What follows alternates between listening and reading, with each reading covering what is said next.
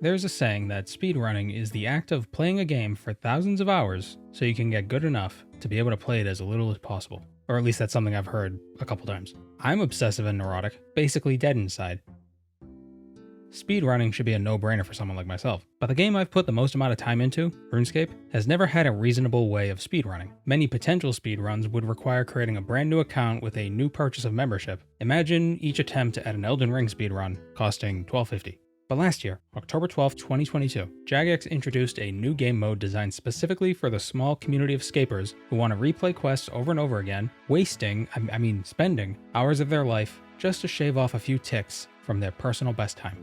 On these worlds, everyone begins a quest with the same stats and the same items. Everything is adjusted for any given quest, leveling the playing field. What's the point though? What's there to gain besides bragging rights? Is it just for fun? Maybe, but fun can't fill the ever-deepening dopamine pit in our brains. No, there's rewards to be claimed from these speedruns. There are 15 quests available for speedrunning, each with 5 tiers of records to beat: Bronze, Silver, Gold, Platinum, and Diamond. Finishing the quest within the time for a given tier awards you with points to spend in the quest speedrunning shop. 10, 30, 80, and 200 points for the first time you beat the Bronze, Silver, Gold, and Platinum times, meaning there's a total of 320 points up for grabs from each quest. Diamond doesn't give you any points, mostly because Diamond's really hard to do. There's an NPC, Eliza, who runs a shop in Varrock. It's a sparse shop, not many things to buy, but it's a shop nonetheless, and you could spend your speedrunning points here. There's a silly cosmetic item, the Giant Stopwatch, a home teleport animation override, but most importantly, the thing I want to get, the Tier 3 Adventurer's outfit. For 1800 points, you can buy this cosmetic outfit that not only looks great, but can also be combined with graceful clothing, inheriting the effects of graceful without looking like graceful. Needless to say, I finished running around the Kenifis rooftops, over 800 times in fact, and picked up enough marks of grace to buy the remaining pieces of my graceful outfit. Since everyone has this gear, and everyone looks the same, I knew I had to do something to give it some unique flavor.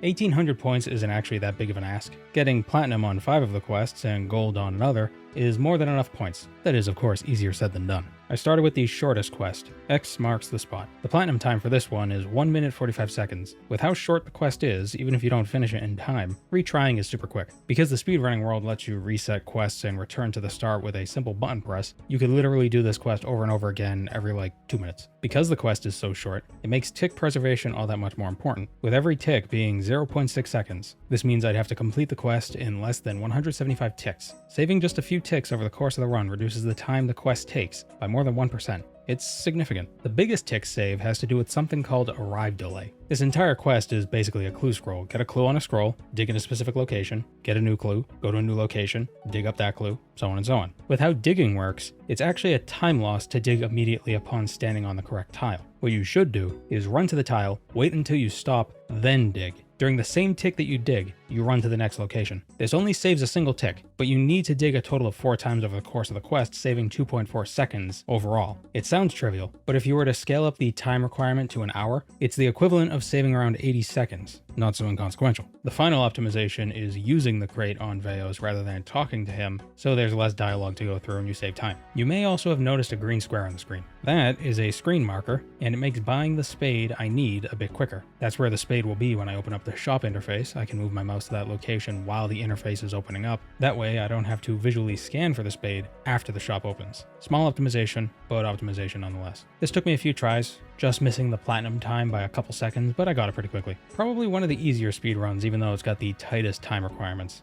The next shortest speedrun is Cook's Assistant. This is, at its simplest, just a speedrun to see how fast you can get an egg, a bucket of milk, and a pot of flour. For platinum, you need to finish the quest in 2 minutes. If you notice on the wiki, a lot of the optimizations require the use of alts. Not only did I not want to bother being that sweaty, but it also feels against the spirit of a speedrun, you know? If it were up to me, I'd make all the speedruns instanced. It might make the overall speedruns a bit slower, but the barrier of entry, needing to use alts for the fastest time, would be eliminated. Oh well. As far as I'm aware, you don't even need alts for Diamond tier. You just need alts to push past the time limit that Diamond tier requires of you to go even further beyond.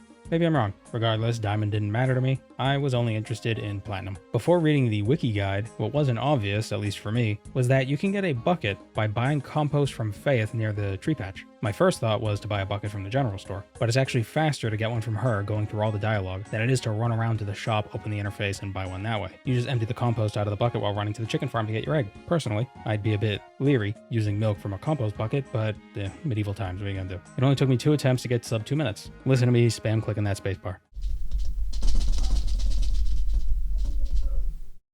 To Platinum Vampire Slayer, you must shove a stake in Count Draenor's chest within 3 minutes and 15 seconds of getting the quest from Morgan. First, before beginning the quest, you want to open the cupboard upstairs. It makes grabbing the garlic a bit faster. You don't technically need the garlic, but you're already dealing with RNG during the final fight anyway. Spending a few ticks to get the garlic will make the fight easier and faster, and the fight is where you're likely to lose most of your time due to that randomness. I definitely recommend setting up screen markers for Diango's shop. You need to buy a Chronicle book, a page to teleport to the Champions Guild, and a Goblin paint cannon. We'll talk about the paint cannon shortly. After chatting with Harlow and Varrock and getting the stake, we need to home teleport back to Lumbridge. Notice my hesitation during my first run. I probably should have read the guide completely before starting the quest. I was reading it while I was doing it, but I didn't expect to platinum the quest on the first attempt anyway. Ideally, you wouldn't run away from Harlow to exit the dialogue. You'd either finish the dialogue normally or you'd click in place of your character. Clicking home teleport won't interrupt your run path. You'll continue running to the tile you clicked, and then you'll still need to re-click the teleport once you stop running. While running back to Draenor Manor from Lumbridge, you might as well drink those energy potions you're supplied with when starting the quest. There's no reason to wait until you're at 0 energy to top yourself up. You just want to make sure you don't waste the doses by drinking when you're almost full, but that's kind of a given. I don't know why I even bothered saying it. Obviously, you know, if you're speedrunning, you know the intricacies of RuneScape. Like,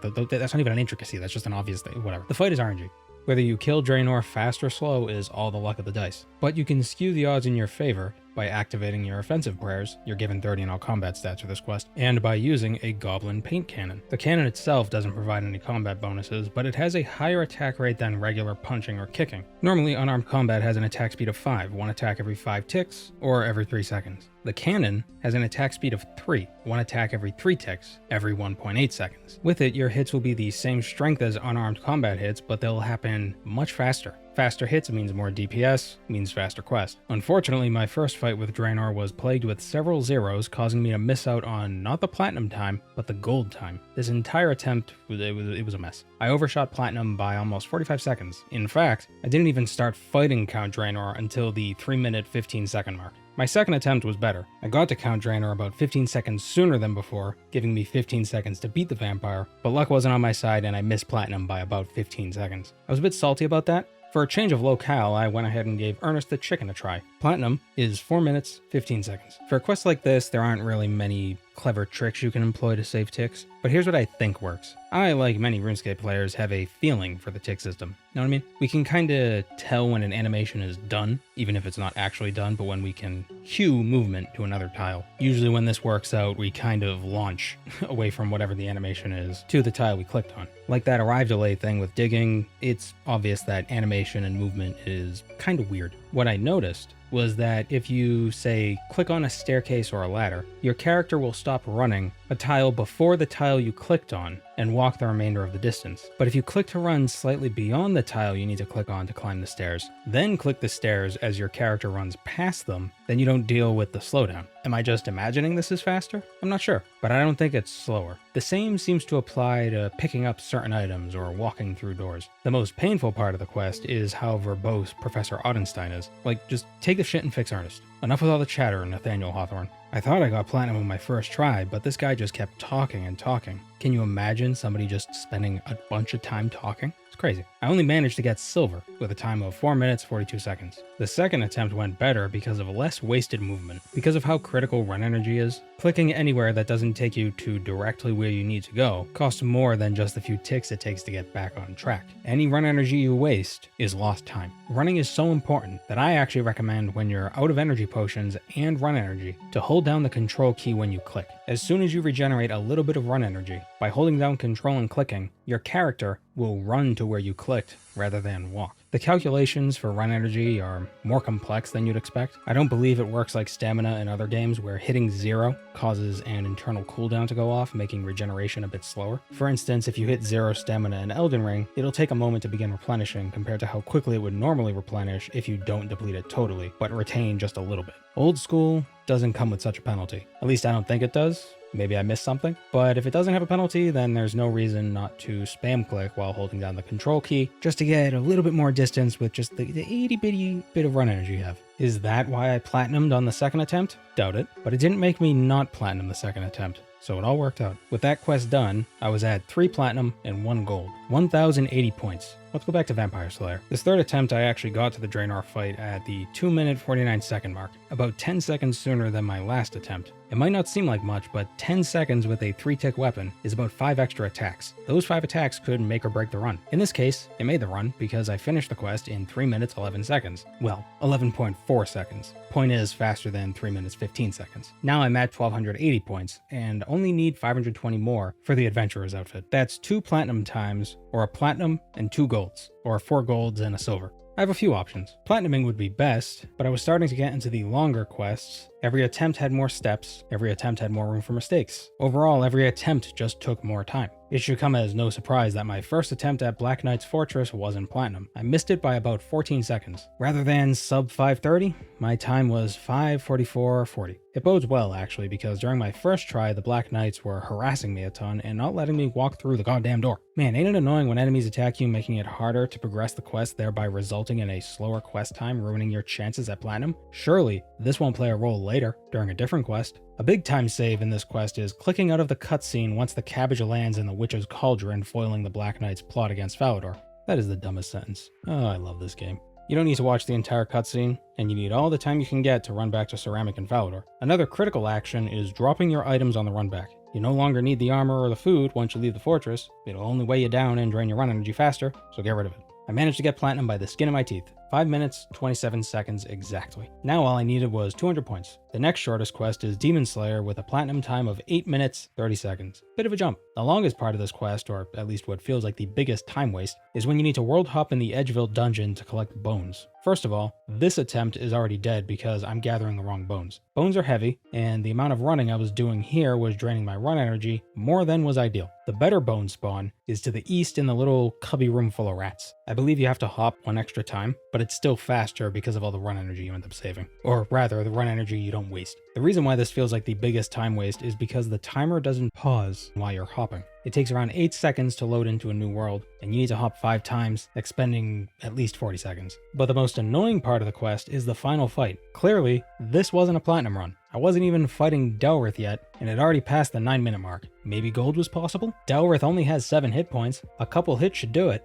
Well, the damn mages don't take too kindly to you existing. It took me nearly a whole minute to kill the demon because the mages kept jumping me every chance they got. I ended up overshooting platinum by 2.5 minutes. Although as annoyed as I was with the Delrith fight, I had to be honest and admit that that wasn't the only offender. There were other parts of the quest where I didn't really perform too well. The next attempt wasn't much better though. The Delrith fight took a minute because the mages are assholes, although I did manage to shave off about 30 seconds during the course of the whole quest. Not great, but progress. My third full attempt, because I did reset partway through the quest a couple times, saw me getting to the fight at 8:17. I had 13 seconds to kill Delrith, but I hit a 6, 1 point short of killing Delrith, and got jumped by one of his shitty little minions. And once I got him down, I goofed the incantation, missing the gold time once again, snatching defeat from the jaws of victory. And did you know, screwing up the incantation, which is probably something no one's ever done, means you have to kill Delrith again? I died instead. With a sour taste left in my mouth, I said screw it, and moved on to Princely Rescue. If I can platinum it, then I'm done. If I get gold, then I can probably get gold on the Temple of the Eye, and then be done. A big part of this quest is collecting all the items you need for the quest. The buckets, the clay, the copper and tin for the bronze bar, flour, wool, just a bunch of miscellaneous crap scattered about the world. The wiki has a good route for it, so it doesn't require much thought. It helps to read the guide first though. Maybe watch a video of the speed run being executed before you actually attempt the run. I of course didn't do that, and that's why I screwed up the first attempt. There's a part in the quest where you need to talk to Lady Kelly in the Draenor jail. For some reason, my brain, not me, it was my brain's fault, read Lady Kelly and translated it into Leela. So I was talking to Leela over and over again, totally stumped as to why I couldn't progress the quest. After wasting about 30 seconds on that, I realized that just because 2 names have the letter L in them doesn't mean they're the same name. Regardless, it took me over 13 minutes to finish the quest. Without that mistake, I'd still have only gotten silver. With 1680 points, I knew if I couldn't get platinum on Princely Rescue, then I'd have to do another quest anyway. Platinum would be worth 280 points, getting me to 1960 total speedrun points, and gold would only be worth 80 points, getting me to 1760 points. Instead, I could get gold on the Temple of the Eye, which would be worth 120 points, bringing me exactly to 1800. Gold requires finishing the quest in 16 minutes 30 seconds. The record is 12:47. How that's possible is a mystery to me. It's ridiculous. So much of this quest is sitting through dialogue. I have no idea how you can optimize it, but someone managed to, I guess. There is a bit of RNG involved. The puzzle in the Abyss this is random. The best configuration, I assume, would be if the correct circles were in a perfectly counterclockwise direction starting with blue. I didn't get that, but I did guess each one correctly on the second try. Had I not been this lucky, I wouldn't have gotten gold time. You'll see. The speed at which you acquire Guardian Essence will also affect how fast the quest finishes. The record apparently had perfect mining luck, so they got the essence as fast as you possibly could. I ended up finishing the quest with 5.4 seconds to spare. Had that puzzle taken just 10 extra ticks to complete, I would have missed out on gold and had to do another quest, or had to retry this one. But luck was on my side, and I finally had 1800 speedrun points. You thankfully don't have to buy the tier 1 and 2 adventurers outfits to get the tier 3. We can just skip to tier 3 right away, and then we can use each piece on the corresponding piece of graceful clothing. Cape on cape, hood on hood, and so forth. Look at it. Gorgeous.